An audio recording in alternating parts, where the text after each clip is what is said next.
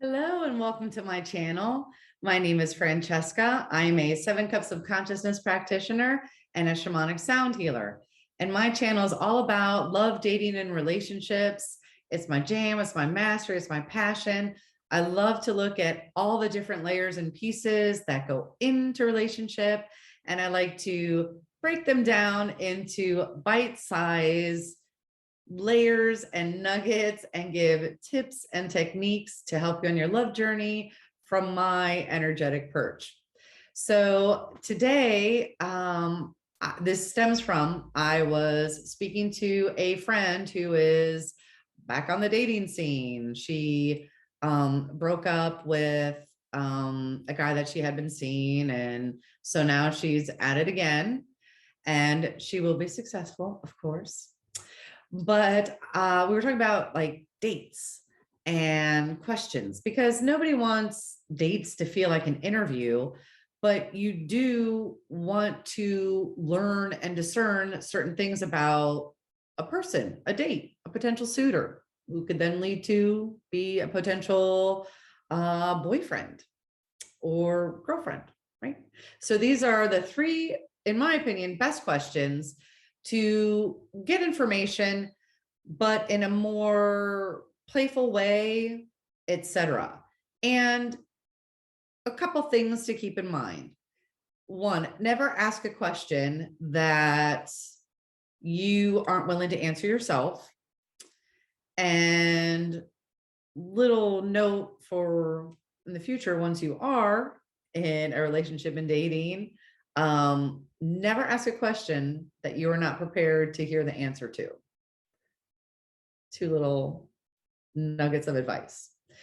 And with these questions, there is no right or wrong. It's just simply information gathering. Then once you get the information, then you can discern, okay, is this something pursuing? Do we value the same things, etc. So enough of all the gabagoo gabagee. So the first question is, if you had a magic wand and you could wave it over your life to make it the perfect life, would be perfect for you, what would it look like? And so it's a good thought provoking, like what in your life would you change to make it be your perfect life? And some people may talk about career, or maybe they're at the stage where like, oh man, I'd be retired, living at the beach or living in the mountains. So it could include all sorts of things. But with this question, you're finding out like what's important to them, things that they value. Maybe they say that, oh, I would, have this such and such promotion at my job or such and such title. Okay, great. So they have determination. Like there's lots of information that you can get from that one question.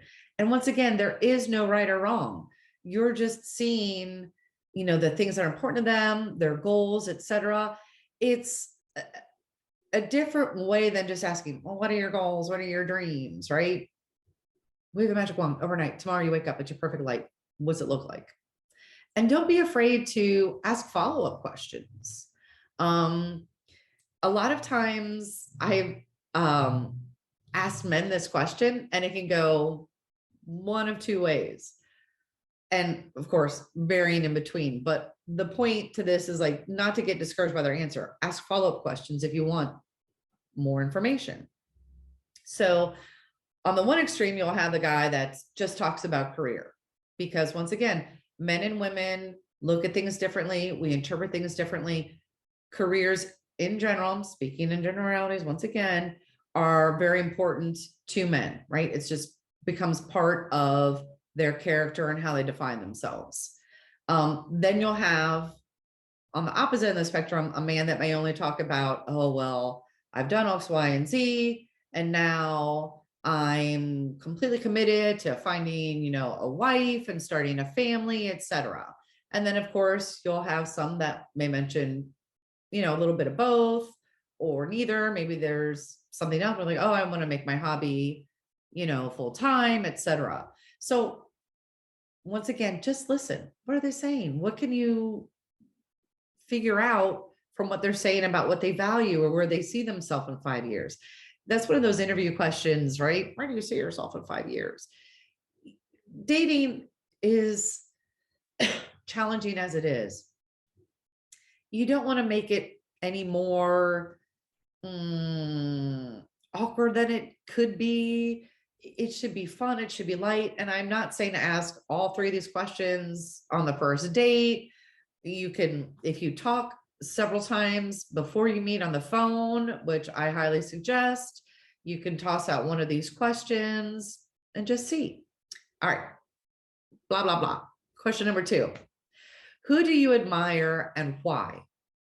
So a lot of times, I've heard iterations of this question, and they'll say, what do you have to bring to the table, or what do you have to offer? And that puts people on the spot. Or they might say, what are 3 qualities, that you have to offer? And a lot of times that makes people feel like, oh, they're, once again, that interrogation, or they may get uncomfortable. They may not be very good at talking about themselves. I know that, I've struggled in the past when posed those questions, or even at my job when I had to write a yearly evaluation about how awesome I am and list. But most of the time, you admire somebody because of a quality that you also have within yourself, and it shows you what you value. So if somebody were to ask me that question, I could list several people. I say, oh, well, I admire,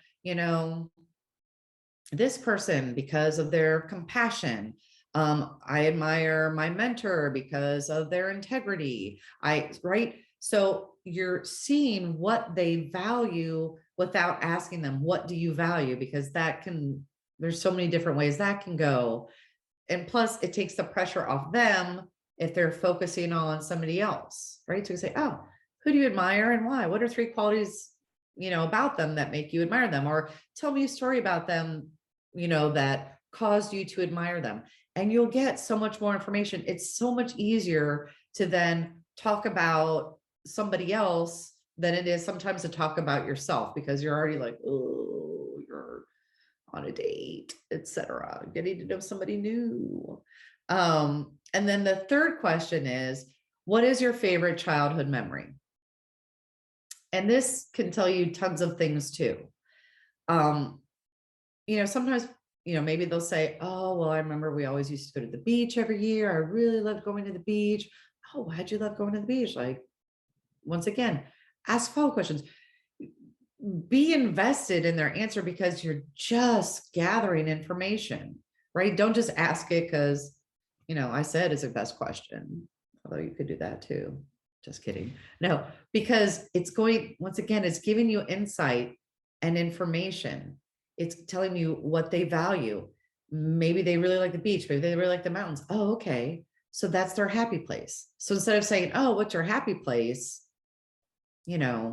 Somehow the childhood memory is going to be linked to that, etc. Or maybe it was an activity that they did with neighborhood friends, their brothers or sisters or mom, their dad.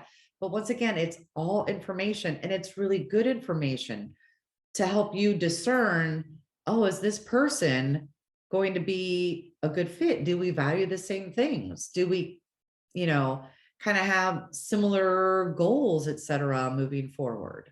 So I hope that was helpful. Feel free to, I'm giving you these questions for you to use as you get to know people, or tweak it so that it feels comfortable to you. If you don't like the wording, whatever, it's all good. The point, once again, is just to have a good time as you can when meeting somebody new, and to really listen and get to know them so that you can make an informed decision as to whether this is somebody that is a potential perfect partner for you, or if it's time to ask the question to a new person. All right.